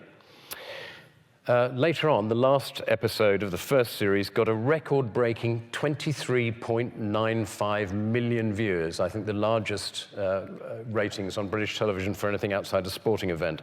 So I was feeling a little bit sorry for myself when, not long afterwards, Douglas, who by that time had the next office to me in Light Entertainment Radio, announced that he got stuck after writing the first 4 episodes of Hitchhiker, and would I help him finish it?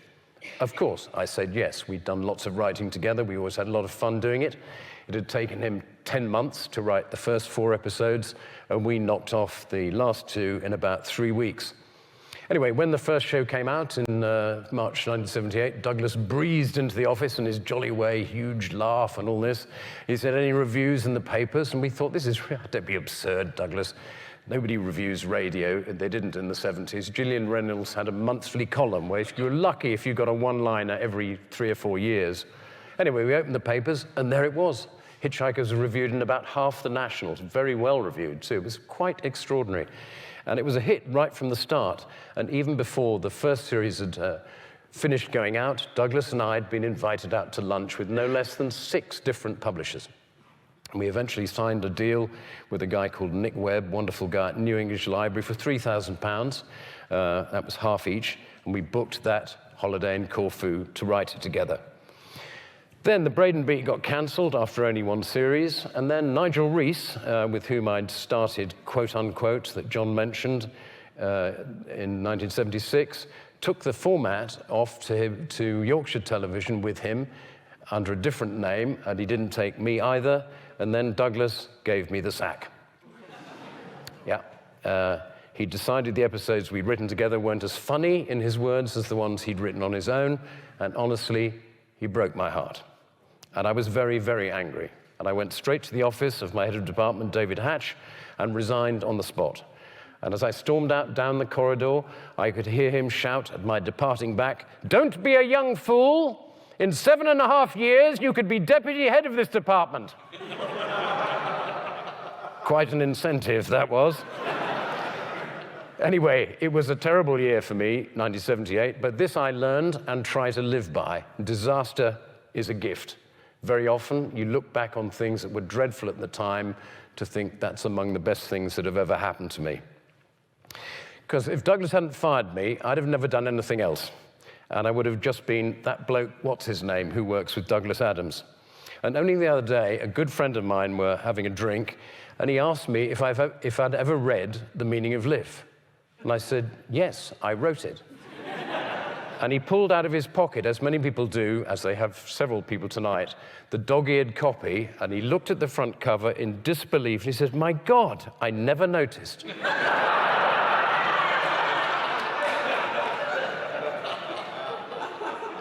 And I promise you, that happens a lot to me. Anyway, at the end of 1978, I went furiously to television, hoping for a job as a trainee floor manager. Instead, the BBC offered me 6.5 hours as a producer, no pilot or anything, provided I was prepared to work with a mad young current affairs producer called Sean Hardy, who kept putting jokes into Panorama. They didn't want him anymore, so I got him, and that's how Not the 9 O'Clock News began. Now, I know the old BBC used to take risks, but I don't think they've ever done anything quite so devil may care. And as soon as the series went to air, the letters started coming in immediately. This one was on very classy, good quality blue note paper. 8 Sea Lawns, Cold Nap, Barry, South Glamorgan, 1st of June. Dear sir, I've seen your show. It is fucking disgusting.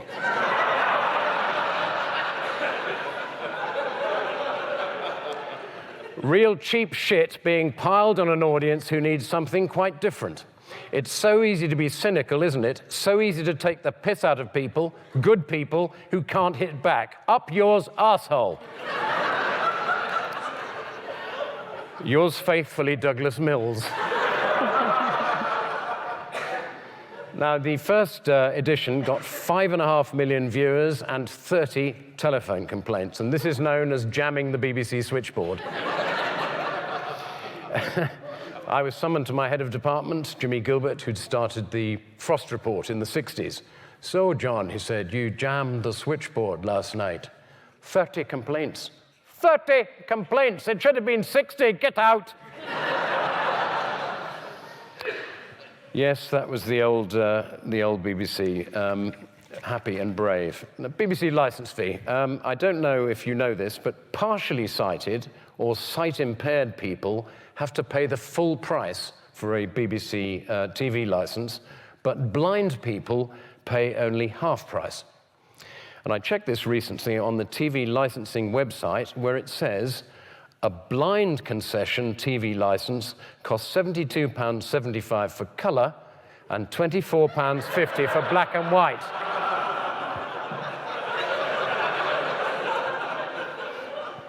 I've told all of the last 3 Director Generals this. Get it off, it's ridiculous. Anyway, here's another interesting thing. 11% of the guide dogs in New Zealand are so short-sighted that if there were people, they'd need glasses. The guide dogs in Germany have rather more serious problems, though, if this cutting from the Europa Times is anything to go by.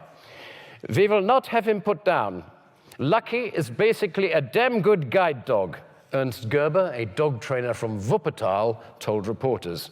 He just needs a little brush up on some elementary skills, that's all. Gerber admitted to the press conference that Lucky, a German Shepherd guide dog for the blind, had so far been responsible for the deaths of all 4 of his previous owners. Yeah. I admit it's not an impressive record on paper. He led his first owner in front of a bus, and the second off the end of a pier. He actually pushed his third owner off a railway platform just as the Köln to Frankfurt Express was approaching, and he walked his fourth owner into heavy traffic before abandoning him and running away to safety. But apart from the epileptic fits, he has a lovely temperament. Asked if Lucky's fifth owner would be told about his previous record, Gerber replied no. No, that would make them nervous, and that would make Lucky nervous, and when Lucky gets nervous, he's liable to do something silly. The black humor of that reminds me of Blackadder, which started in 1983 and came under fire not that long ago from former Education Secretary Michael Gove, who said, yes, him. He said that it shouldn't be used for teaching purposes in schools. Now, he seems to be under the impression that it was a documentary. And I need to disabuse him of this. None of it's true, Mr. Gove. For example, with regard to the second series, I can categorically state that Queen Elizabeth did not have a female nanny called Bernard. And apropos the third series, the Duke of Wellington never said to the Prince Regent, in reference to George III's madness, "The king, your father, now believes himself to be a small village in Lincolnshire with spectacular views of the Nene Valley." Nonetheless, I do believe that Blackadder has enduring historical validity, if only not just for, as I don't know if you saw yesterday, the Royal Mail brought out a set of commemorative stamps for the 40th anniversary of Blackadder, not just because of that wonderful honor, but because more than half the regimental goats in the British Army today are called Baldric.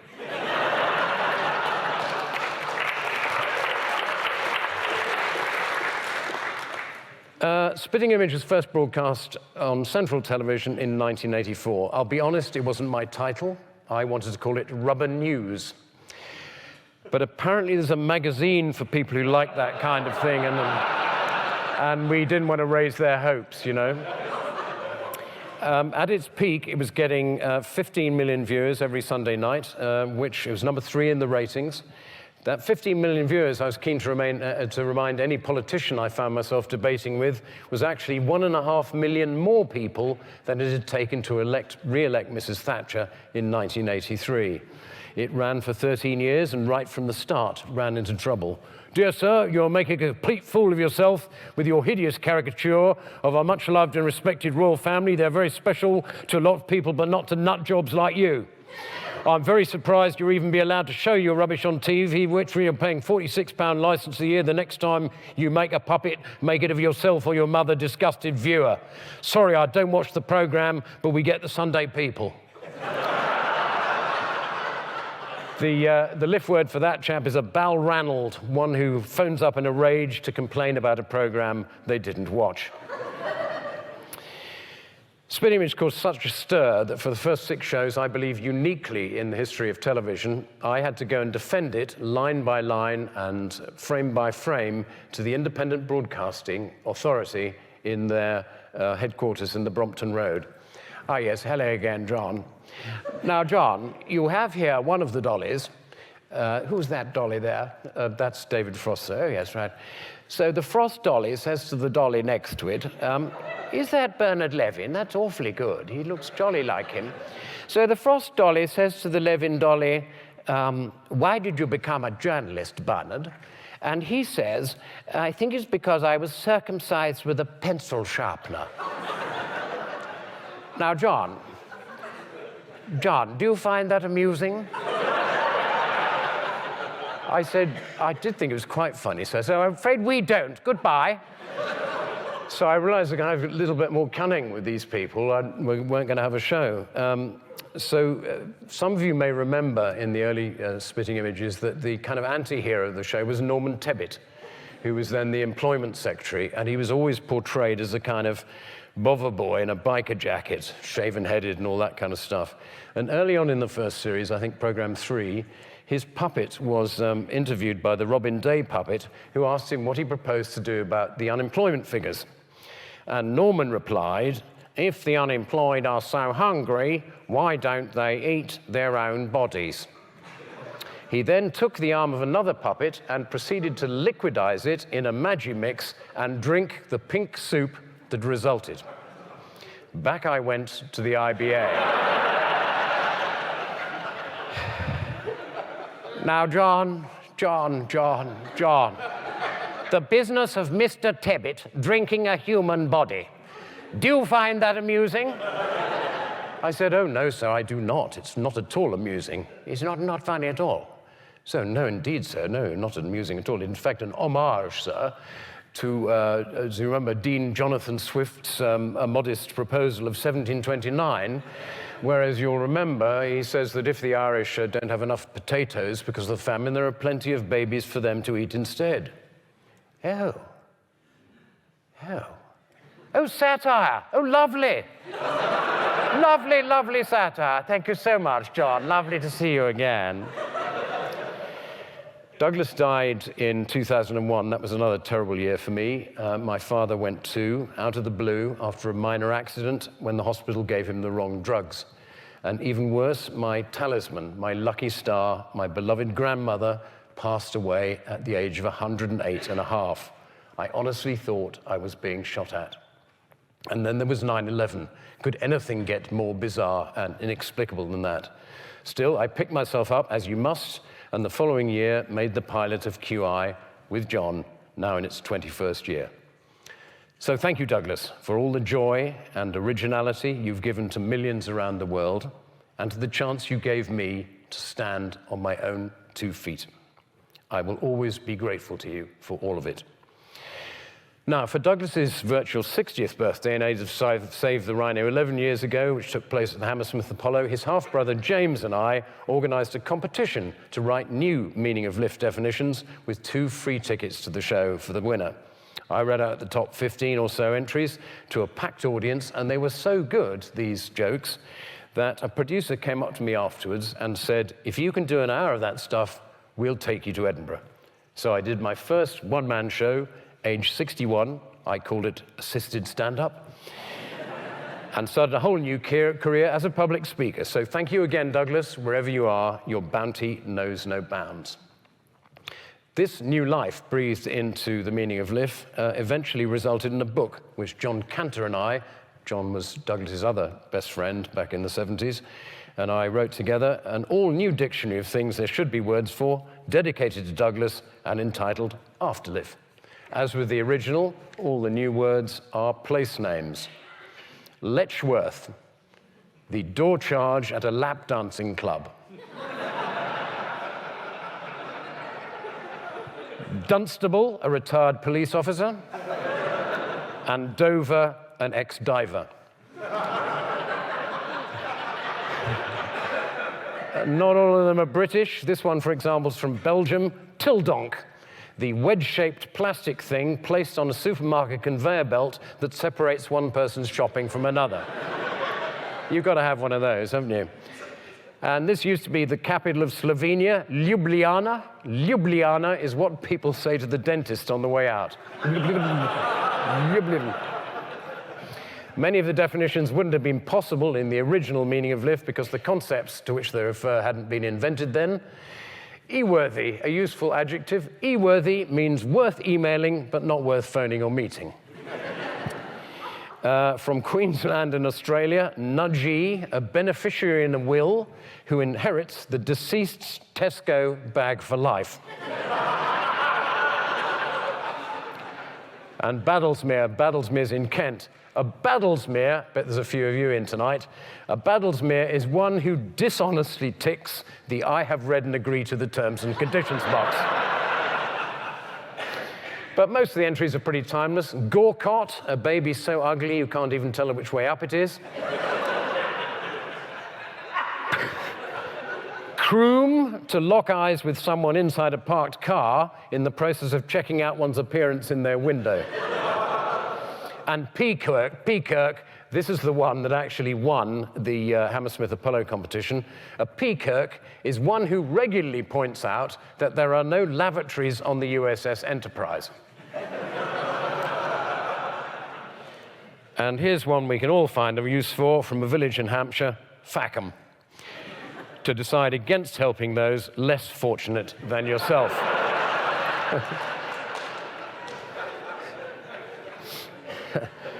About a fifth of the book was contributed by the public via various competitions. I wouldn't say the following are familiar concepts to me, which they're supposed to be in Liff, but who am I to judge? Caterham, an overwhelming desire to use the Pope's hat as an oven glove. And Mauritius. Mauritius is apparently the clump of hair that always gets missed when one is shaving one's scrotum. Who the heck does that? So many questions, but of all the thousands of questions that have come my way running QI in the past 20 years, I've decided there are only two that really matter. Why are we here, and what should we do about it while we are? Now, like everyone else in the universe, I don't have definitive answers as yet, ladies and gentlemen, but I do have partial answers. As to the first question, why are we here? Here's how the great Austrian philosopher Ludwig Wittgenstein saw it. I don't know why we are here, but I'm pretty sure it's not in order to enjoy ourselves. Quite a bleak Teutonic take on it there. And the answer to the second question, what should we do about it, is something one of my favorite poets, W.H. Auden, was wont to say. We are here on earth to help others. What the others are here for, I've no idea. Thank you very much for your company.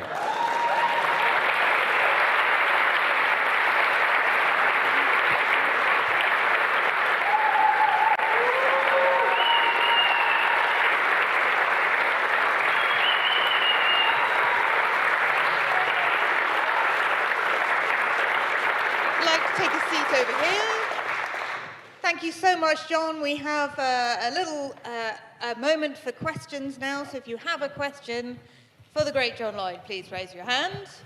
Let's have this person in the middle here first. And if you could say your name and your question for John, then we'll take his answer. Thank you. For your talk, it's very amusing. Thank you. My name's Jerry Evans. How do you cope in today's world with all this wokeism? I mean, well, say no more. Well, I think I just kind of go round it, really. It's like a bit like Brexit. There's no point in arguing about Brexit. People have decided what they think, and I just don't have those issues, really. And also, I think things do move on. I mean, I remember when I was in, what I talked about, being in radio in the 70s, all comedy in the 70s was basically from a right-wing perspective, you know? And the common wisdom was that it's not possible to be left-wing and funny. And that all changed with the alternative comedy in the late 70s and early 80s. It suddenly, now it's the other way around. You know, basically all comedies, well, the BBC's often under the gun for this, it's essentially from a liberal perspective. I mean, there probably are some, there is one right-wing comedian who's asked on everything, Jeff Norcott, but, and it will change, you know, this is the thing, things come and go. All through history, people have thought this is the worst time, it's the end of the world coming up. You look through history, people thought that at the first millennium, as the millennium would come out, we're all going to die. And they didn't, so, you know. I think you've just got to relax about it, because I think that what people's opinions are not really what they're like as people. So, and it's not true, by the way, that you can't be funny, and it's not like the people who keep saying they've been cancelled all the time, and yet they're all over the papers. They haven't been cancelled by anybody. So I try to relax about it and try and say, you know, like, for example, in Saudi Arabia, a woke attitude is that women should go to school, you know. I think we probably think they should go to school. So, you know, things move on. Sorry, I'm a bit serious there. That's very reassuring, actually. Thank you, John. Just to think that everybody's always thought we're doomed imminently. Let's have this person down the front, please. Thank you, Neil. Hello, my name's Neil, and I'm here with my 17-year-old son, Xavier, who also loves Blackadder. Do you think is there a secret about comedy which goes from generation to generation to generation? And if there's a secret, can you share it with us? Yes, I do. I feel very strongly about this. When I was asked to be a producer at the age of 22, not much older than your boy there, I was a struggling writer. And my boss, David Hatch, came in and said, "Do you want to be a producer?" And I said, "No, not really. What do they do?" But I was literally starving, so I had to take the job. And then I said to him, "Just what do producers do?" He said, "Well, it's really simple. Just make something you like. Make something you'd like to listen to." And I went, "Me? Why would anyone care what I think?" He said, "Well, at least that way you're guaranteed an audience of one, aren't you?" Because if you try and guess what everyone else likes, you're almost certain to be wrong. And now what happens nowadays is everybody's desperately trying to guess what we already want and give us more of that. And it happens, it's not just in television, it's in politics, it's in marketing, everything's a focus group, everything is trying to guess what so-called real people like. You know, I've always considered myself a real person, I'm sure you do as well, but apparently not. Most of you are too white, you're too old, you're not real. The real people are some sort of mythical being. And so the way we were trained was be true to yourself, do something that you love, you believe in, and fight like hell for it. And that somehow has a universality to it. It's odd because, going back to some of Jim's very interesting things, the quantum entanglement, for example, which I found out in my 40s, is fascinating, this. It's as if there's really only one thing. And in fact, there's quite a famous physicist who came up with the theory that there's actually only one electron in the universe. It's just going around very fast, doing all the jobs at once. And I think that's a very good theory, that there's actually only one thing. And I feel that's true about human beings, is that when we do great art, a great work of any kind, we're somehow channeling something much larger than ourselves, which is why it fits with everybody. And that's what the old BBC did. They were called the British Broadcasting Corporation for that very reason, is that the shows that I grew up with, my mum and dad and me and, Auntie and Granny Lily all sit down and watch it together. And it reached everybody. It's not because there are too many channels now. It's because the corruption's taken place, which is, it's more democratic if we find out what people want and then give it to them. But that isn't the way creativity works. I mean, nobody goes to Van Gogh and says, Vincent, honestly, irises, they're out, mate. Nobody wants pictures of chairs. They want iPod. You got a picture of an iPod? Or to Beethoven, da-da-da-da. What kind of tune's that, mate? Where's the beat? Where's the rappy sound? It's not what the kids are down with, mate. The thing is that art comes from some other place. It is one of the great mysteries. Where does it come from? Where does music come from? How do we all know that, why do we all like the same great tunes? That kind of stuff. So I wouldn't particularly advise people to go into television, because when I started, and it was marvelous, because, they basically said, for example, Hitchhiker's on television. It didn't work out terribly well in the end, but I went to see my boss, John Howard Davis, and I said, there's a really good radio show on at the moment. It's called The Hitchhiker's Guide to the Galaxy. And he goes, that's a weird title. What's that? I said, well, it's a kind of interesting mixture. It's sort of comedy and science fiction. He says, I love that. What a great title. Should we commission a pilot script? So I rang Douglas. I said, we got your pilot script. It was literally, that was how commissioning worked, Whereas now, even if you get a meeting for your idea, the average time for a sitcom to get from first meeting to air is 6 years. It's like something's gone wrong with the system. It's nobody's fault particularly. It all comes from very good motives, which is we need to give people what they like. But of course, we don't know what we like, do we? It's like, it's a bit like stars, for example. Everybody loves Benedict Cumberbatch. He's brilliant in everything he does. I think and I know him a little bit, he's a great guy. But once upon a time, Benedict Cumberbatch was a complete nobody who couldn't get any work. And now suddenly, oh, he's famous, so he's got to be in everything. And, you know, that's something, I don't know how to address it, because you hope that it might come from online, for example, is that there's a great deal of freedom now. In music, for example, my son's a musician. Anybody can do music, you know, but then you've got to get it, how will you ever get it heard? But I think it's definitely the thing, what I say to all my kids, for example, is whatever you do in life, do something you love. Do not, on pain of anything, never do something just for the money. That is absolutely axiomatic. If you love being a banker, be it, but don't do it. You know, don't do some shit job because it pays well. You'll be very unhappy. And the great thing about doing what you love is you also stand a chance of being incredibly rich. Because Elton John, you know, Mick Jagger, these people are all doing things they love, and you can name hundreds of artists and, you know, film actors and so on. Whereas people who do wage slavery, that's just a terrible idea. It's a waste of a life. Thank you, John. Let's have this question here, and then we'll have one from online. Thank you. A very long career in comedy, and I would like to ask if you believe that in recent years, comedy had to up its game to kind of meet the naturally comic events we see in global events, especially politics. I mean, to bring an example, a prime minister being asked about Brexit and responding in all seriousness that they're going to give us a red, blue, and white Brexit. And has it always been like this, or is it just we've been paying more attention recently? I'm not sure I quite followed that. Did you? Shall we ask for a shorter version of the question? Yeah. Apologies. I mean that we have some characters dominating politics, especially global politics, who are like comic, generally comic. And sometimes it's difficult to invent this kind of characters, even in comedy.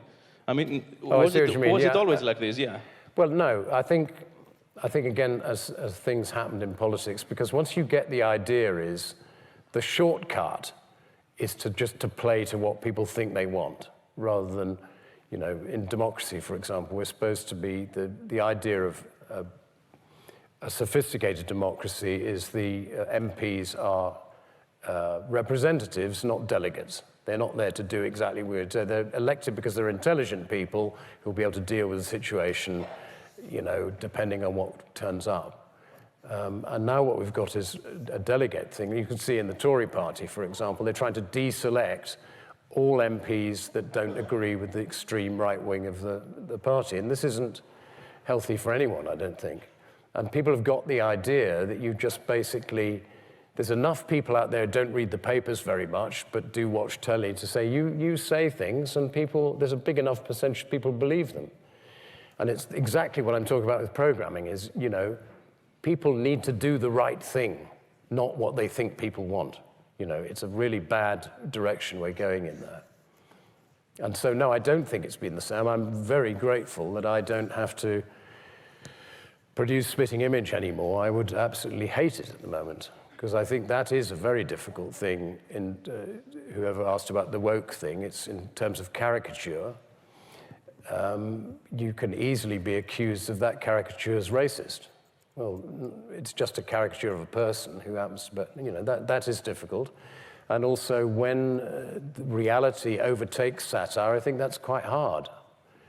And I think possibly, you know, satire's a young man's game. I'm glad I was in my 30s when you have certainty about things. You know what you think is right and what is wrong, and now I don't feel nearly so clear about that. Hence the thing about woke. I don't really know. I mean, I just go through life trying to be nice to people, and I find the nicer I am to them, the nicer they are back. And I would advise everybody to do that, rather than think, oh, I wouldn't like them, they're too fat, or, you know, they're probably foreign, or whatever. I think the nicer you are to people, the more you see that inside everyone, like the point about we're all the same, essentially people are going through, we were talking about this earlier, weren't we? You look out at the world and you think, you probably, some of you look at someone like me and think, he's a lucky bastard, you know, went to Cambridge, you know, probably got an IQ of 200 and a huge house. And you think it was easy for me. Well, fucking wasn't easy. It was really difficult. These things, the 5 or 6 things that I'm known for are the tiny pimples on a huge raft of disaster. I'm not kidding. You know, hundreds of ideas that came to nothing. Years wasted on projects that, you know, nobody wanted to buy. And that's the same for all of us. We look at the world thinking, especially when you get a bit low, everybody seems to be having a better time than I am. Why are their kids so, why have they got so many GCSEs between them? Mine are really struggling. And how come their marriage is so gorgeous? And everyone feels exactly the same, pretty much. You know, everybody's hurting inside and finding life difficult. And so the nicer we are to people, the better things get. So it's a harmless thing, isn't it? I mean, essentially the way out of it for me is, you know, the last 20 years of my life, doing QI, it's very harmless. We're very uncontroversial. We don't really do contemporary life. And there's enough in there to keep anybody interested for many lifetimes, just being interested in things. It's like, which is why I like talking to people, because if you think a daffodil or a cabbage or a, you know, an ant is that interesting, which QI does, people are many times more interesting than that. So they're worth talking to. Thank you, John. I think that's an excellent point at which to wrap it up, actually, because we have run out of time here at the Royal Geographic Society. But thank you so much for everything tonight. Thank you.